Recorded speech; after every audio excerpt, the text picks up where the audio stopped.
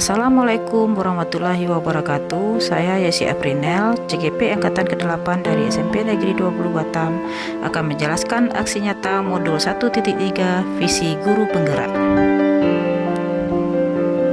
Perkenalkan fasilitator hebat kami yaitu Bapak Apriseli SPD EPD dan pengajar praktik hebat kami yaitu Ibu Sarmaida Manurung SPD. Visi guru penggerak yang saya usung di sini yaitu terwujudnya peserta didik yang beriman, berakhlak mulia, mandiri, dan berwawasan global dalam penguasaan digitalisasi. Prakarsa perubahan yang saya usung di sini yaitu meningkatkan berpikir kritis peserta didik melalui pemanfaatan teknologi. Latar belakang aksi nyata. Motivasi murid masih rendah saat belajar karena selama ini pembelajaran masih bersifat teacher center dan belum berpihak kepada murid. Oleh sebab itu, saya harus menerapkan pembelajaran yang kreatif dan inovatif sesuai dengan kodrat alam dan kodrat zaman sehingga terwujudnya profil pelajar Pancasila. Aksi nyata yang saya lakukan yang pertama itu tahap perencanaan. Saya membuat rencana strategis yang akan dilakukan dalam menerapkan aksi nyata modul 1.3 ini. Saya menyusun daftar pertanyaan yang akan didiskusikan dengan guru dan kepala sekolah, mencoba mengubah mindset guru tentang pembelajaran yang berpihak kepada peserta didik, menyusun langkah bersama dalam mewujudkan visi yang saya usung.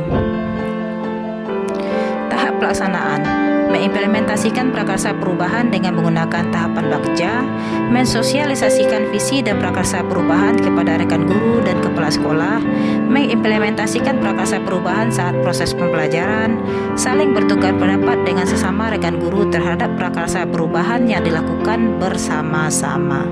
Tahap refleksi. Perasaan saya sangat termotivasi setelah melakukan sosialisasi visi dan prakarsa perubahan bersama rekan guru di sekolah. Guru dan kepala sekolah sangat antusias terhadap visi dan prakarsa perubahan yang telah saya susun.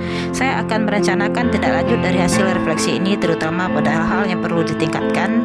Saran dan masukan dari rekan sejawat akan saya tampung untuk perbaikan aksi nyata ini. Berikut ini adalah pelaksanaan aksi nyata melalui sosialisasi visi dan prakarsa perubahan bersama kepala sekolah dan rekan guru di SMP Negeri 20 Batam. Guru hebat yang berada di SMP Negeri 20 Batam. Pertama-tama dan yang paling utama, marilah bersama-sama kita mengucapkan puji syukur dan Allah Subhanahu wa taala atau kepada Tuhan yang Maha Kuasa karena Muhammad SAW. Semoga kita semua umatnya mendapat syafaat sampai hari akhir nanti. Amin. Bapak dan Ibu yang kami banggakan, terlebih-lebih Bapak Ibu pengajar praktik dan juga CGP kami. Kita bersyukur kepada Allah Subhanahu wa taala ya, setelah kita dikukuhkan sebagai sekolah penggerak, banyak sekali hal-hal yang terhebat yang kita rasakan. Yang pertama, kita lulus TGP walaupun pada waktu itu satu orang, tapi sudah memberikan warna tersendiri bagi kita. Kemudian tahun berikutnya 2 orang dan yang terakhir ini 3 orang. Jadi memang aura dari sekolah penggerak itu berbinar-binar, terutama yang sudah terjadi dan yang sudah kita alami khususnya di SMP Negeri 20 Batam. Cuma kita memang tidak punya pengajar praktik. Dan saya merasakan kita kemarin dari tahun kepala sekolah yaitu Ibu Teguh Fiti Aryani yang masih stay di sini ya Bu ya. Ya, terima kasih atas dukungannya Bu. Kemudian saya mewakili pengajar praktik yaitu Pak Yas Rizal yang merupakan kepala sekolah SD ya Pak. SD berapa Pak? SD 12 ya.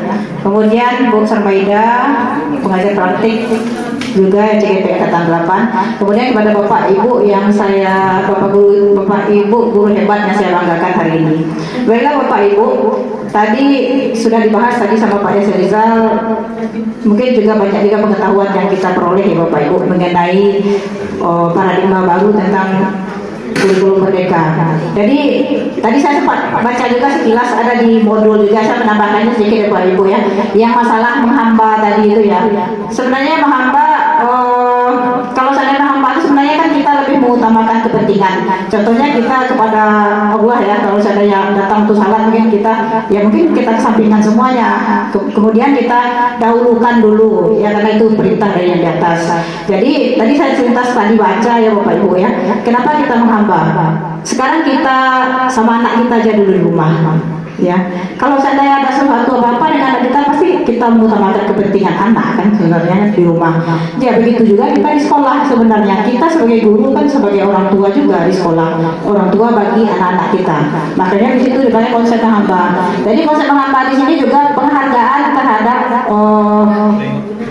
Tuhan Yang Maha Esa sudah menciptakan makhluknya yang unik tadi, yaitu penghargaan kepada Allah. Kalau seandainya manusia itu diciptakan unik sesuai dengan kodratnya, yaitu makanya digunakan kata menghamba tadi ya Bapak Ibu ya. Ya. Gitu nih sih. Nggak salah kayak gitu, jangan dihubung nggak gitu. Ya saya kan baca dari referensi, saya kan hanya baca referensi.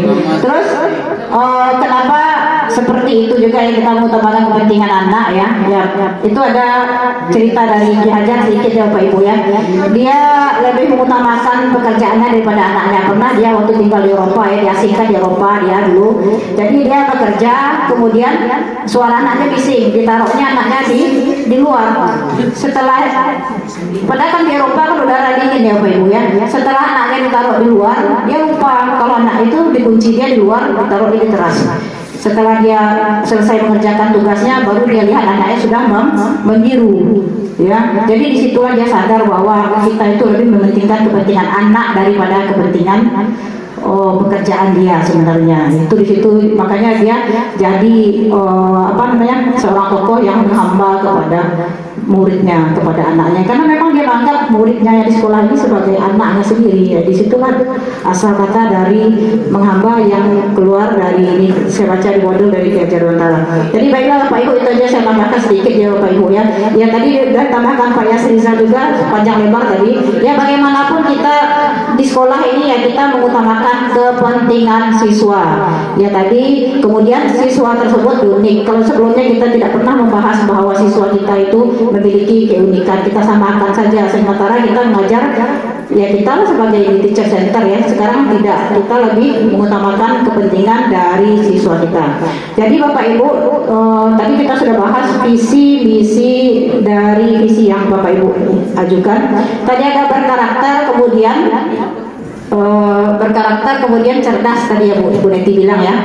Kemudian Bapak Ibu mungkin lupa hal yang pertama sekali dari kata berkarakter, cerdas. Jangan lupakan yang nomor satu. Apa itu nomor satu?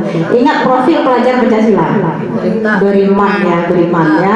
Ya sesuai dengan visi kita. Ya, beriman beda, beriman, berkarakter, budi luhur beda ya berarti ya.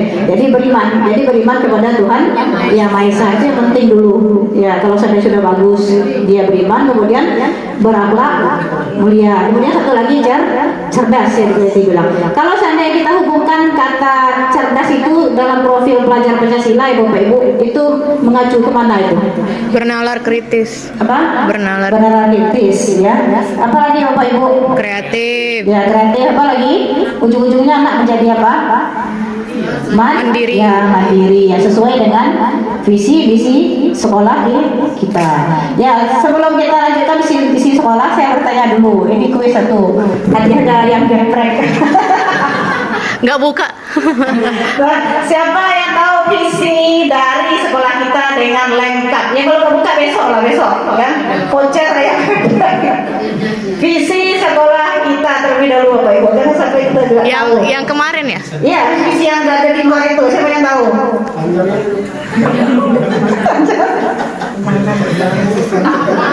Siapa yang tahu dengan lengkap visi? Ya, makanya Bapak Ibu, karena mungkin digiring sama Pak Yas di sini ya, biar kita visi kita itu nempel lagi di kepala. Kan sudah ada sini kan cara mengiringnya tadi diajarkan sama Bu Suryani ya.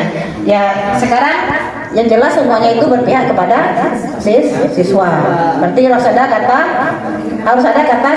siswa atau peserta didik ya. Terus apalagi? Siapa yang tahu Bapak Ibu apa visi sekolah kita?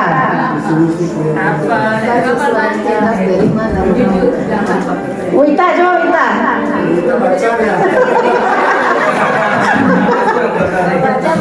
Nanti kita dari visi itu baru kita lihat programnya, kemudian tujuannya apa. Siapa yang tahu Bapak Ibu? Tidak apa aja kata-kata kunci di situ. Peserta didik. Sayyidi apa lagi? Beriman. Beriman apa lagi? Berwawasan global. Berakhlak mulia apa lagi? Berwawasan global. Urusan global terus? Penguasaan digitalisasi. Digital terus apa lagi? Satu lagi. Tadi yang kita ingin ya bagus mandiri ya. Jadi apa visi sekolah kita? Bagi-bagi ya kajiannya. Apa? Ya, mewujudkan apa? Peserta didik ya, beriman, berakhlak mulia. Kalau beriman bertakwa. Oke, inilah kata-kata yang sering kami bahas, Pak. Kenapa kurikulum merdeka ini kita sebagai guru menghamba kepada siswa, sedangkan menghamba itu kata-kata menghamba itu hanya kepada Tuhan, Pak, bukan kepada makhluk, apalagi siswa, Pak. Jadi kata-kata menghamba ini saya kurang paham juga bagaimana orang kementerian memahami kata menghamba kepada siswa, kepada makhluk, apalagi kita muslim, Pak. Namanya menghamba itu hanya kepada Tuhan, bukan kepada manusia, makhluk, apalagi siswa. Nah, mungkin itu ya, Pak. Tolong ditanggapi. Tanya balik. Dijawab bukan tanya balik.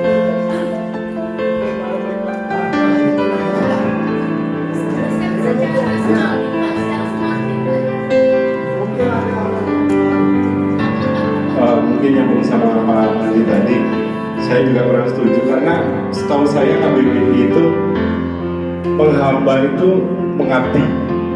Terus kalau bahasa kasarnya tuh kalau zaman dulu tuh bahkan budak gitu, membudak atau itu ya. Setahu saya kita seharusnya sama murid itu kan saling bertukar pikiran, saling, bukan berarti kalau mau mengabdi kita harus memberikan dan nurut semuanya sama siswa. Menurut saya enggak, karena kata bahasanya aja sih maksud saya. Karena